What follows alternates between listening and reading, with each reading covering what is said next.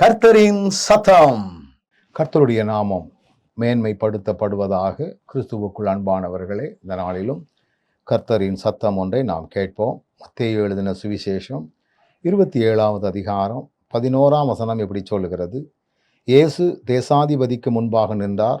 தேசாதிபதி அவரை நோக்கி, நீ யூதருடைய ராஜாவா என்று கேட்டான். அதற்கு இயேசு, நீ சொல்லுகிறபடிதான் என்றார்.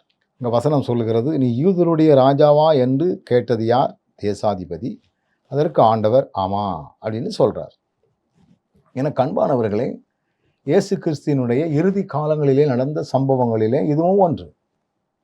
ஆசாரியர்கள், பரிசேயர்கள், வேதபாரகர்கள், யூதர்கள் எல்லாரும் இயேசு கிறிஸ்துவை யூதருடைய ராஜாவாக ஏற்றுக்கொள்ள, அவர்தான் கிறிஸ்து இரட்சகர் என்று ஏற்றுக்கொள்ளக்கூடிய மனப்பக்குவம் இல்லாதவர்களாக காணப்பட்டார்கள்.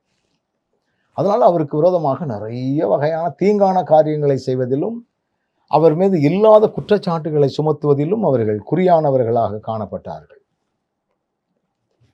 அவரை விசாரிக்கக்கூடிய தேசாதிபதியோ இவர் குற்றமற்றவர் என்று சொல்லக்கூடிய அளவிற்கு ஆண்டவருடைய செயல்பாடுகள் மேன்மையாக காணப்பட்டது.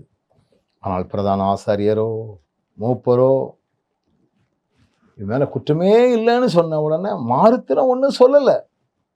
ஆனால் தேவையில்லாமல் குற்றங்களை சுமத்தி கொண்டே இருக்கிறார்கள்.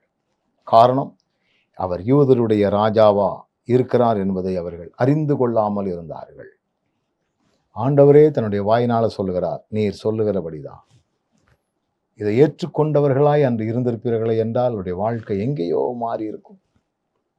27:17 சொல்லுகிறது பாருங்கள். பொறாமையினாலே அவரை ஒப்பு கொடுத்தார்கள் என்று பிலாத்து அறிந்து. இயேசு கிறிஸ்துவினுடைய ஒவ்வொரு செயல்பாடுகளும் அவர்களுக்கு பொறாமையை வருவித்தது. பொறாமையினால் அவரை ஒப்பு கொடுத்தார்கள். பொறாமையினால் அவரை அடிக்க ஒப்பு கொடுத்தார்கள். நீங்க பொறாமையினால் வரக்கூடிய விளைவுகள் அதிகம். அவர் மெய் தேவன், அவர்தான் நீதியின் ராஜா. இது அறியாத ஜனங்களால் வந்த பாதிப்பு உண்டு. கவனத்தோடு செயல்படுவோம்.